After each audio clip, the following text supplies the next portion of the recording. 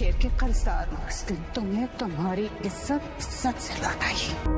20 साल पहले बख्शमान ने जो जमीन छीनी थी ना, उसकी लीज फिर से रिलीज हुई है।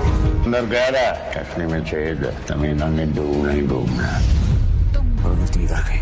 नहीं डरूंगी, ये बात तुम्हारी जान तक आगी। फिर मैं जान पे खेल जाऊंगी। मैं तुम्हारा इंतजार करूंगा। है वही टुकड़ा भाभी जिसकी वजह से अब्बा जी और काका साहब की परसों पुरानी दोस्ती दुश्मनी में बदल गई। तुम्हारी जान खतरे में है, मुझे तुम्हें यहाँ से निकालना होगा।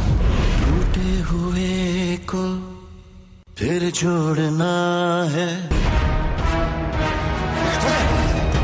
तुम्हारा शव बिल्कुल ठीक था, ये दवाइयाँ उसे पागल बनाने के लिए दी जा रही हैं। नाजरीन, ड्रामा सीरियल शेर की आने वाली एपिसोड बहुत ज़्यादा ज़बरदस्त बनने वाली है। नेक्स्ट एपिसोड में आप देखने वाले हैं शेर की फैमिली और डॉक्टर फजर की फैमिलीज़ फिर से एक मरतबा आमने सामने आने वाली हैं और ताज को ये बात मालूम हो जाएगी 20 साल पुरानी ज़मीनों की लीज़ दोबारा से रीन्यू हो चुकी है। अब उनके पास दोबारा से वो मौका आ चुका है कि शेर ज़मान की फैमिली से वो ज़मीनें हासिल की जाएं।